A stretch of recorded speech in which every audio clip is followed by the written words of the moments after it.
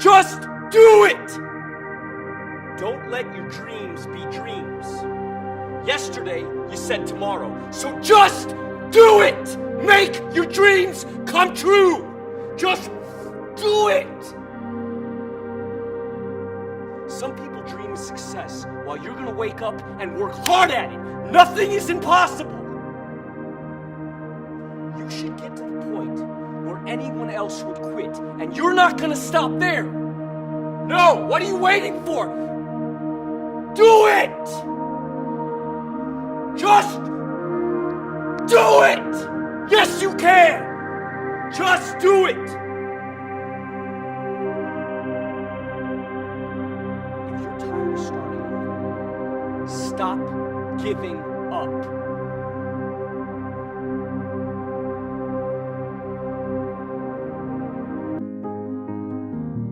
There are winners, and there are losers, and there are people who have not discovered how to win. And all they need is some coaching. All they need is some help and assistance, just a little support. All they need is some insight or a different strategy, a plan of action to make some adjustments that will open up the key to a whole new future for them, that will give them access to the unlimited power that they have within themselves. That's all that they need.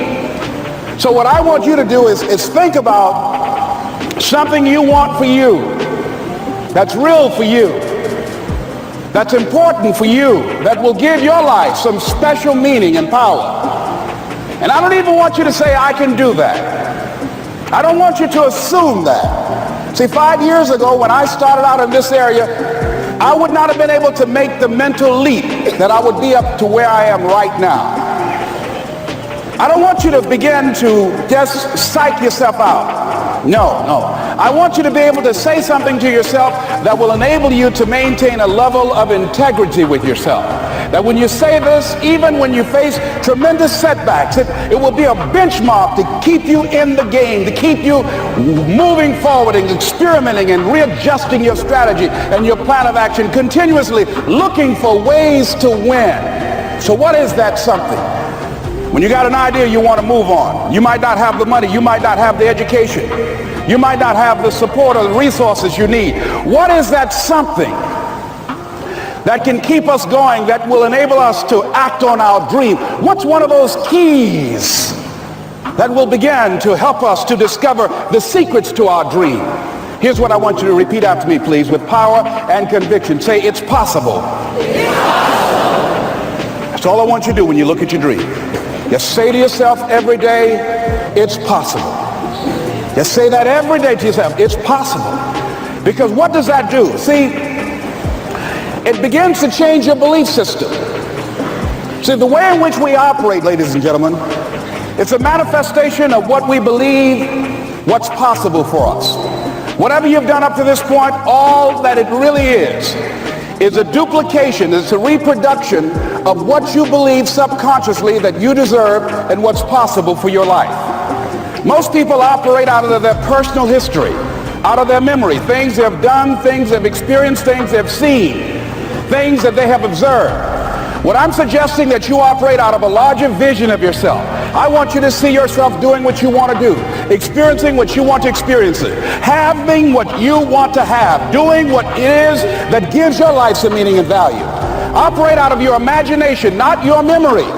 Because whenever you look at where you want to go, I'm wanting to warn you, you will have some conversation back here after you go through the data that you've experienced in life saying you can't do it. And so what you want to begin to do is ignore that inner conversation. Well, most people, ladies and gentlemen, when something happens to them, what they do is they begin to believe that that's the way it is. That's the way it's always been. And they can't see the possibility of it being any different. Example, before April 1954, the common belief, the universal belief, because it had been tried again and again and again and people had failed, the belief was that man was not physically capable of breaking the 4-minute barrier, that he could not run a mile in less than 4 minutes. That was the belief on the planet. It had never been done. But here's what happened, ladies and gentlemen. Roger Bannister came along, and he broke the 4-minute barrier. Now here's what's significant about that. Since that time, up to this day, over 20,000 people have done it, including high school kids. What changed? 20,000 people, what changed? Here's what happened when they got on the track. They knew it had been done. And because they knew it had been done, there was a new belief about this barrier, about this goal that was unreachable. And those 20,000 people got in a race believing, knowing in their heart that someone had done it, that it's possible that they could do it. And I'm saying that if you know anybody that had some goal, some dream, something they wanted to do, and they did it, then I'm saying that you know in your heart that if someone has done it, then you can do it. It's possible. And that if someone can make their dream become a reality, that it's possible that you can make your dream become reality. And so as you begin to look at where you want to go, beginning to embrace that, it's possible. I'm blessed and highly favored. I've got a lot going for me. I got some good stuff in me. And it's possible that I can bring my greatness out here in the universe. That I can do what I want to do. It's possible I can write my own book. I can have my own business. I can take the trip and travel around the world. It's possible. I can bounce back from adversity and reinvent my life. It's possible. Regardless of where I am, the things can get better for me. It's possible. I'm thinking about two men right here in Chicago who are fairly successful, similar background, educated. They worked for a corporation for many years, and they were among many people that were laid off. Two guys who were very good friends. One went out looking for a job for several weeks along with the other one, and they faced disappointment and rejection again and again and again. They couldn't find any work, which is the story of many people across this country. One guy stopped.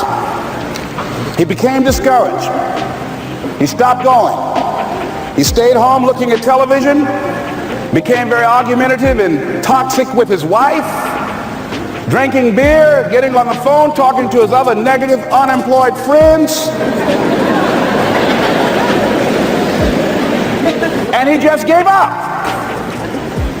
The other guy kept looking for a job everywhere he could go. Every time he could get an opportunity, kept asking people, networking, checking the newspapers every day.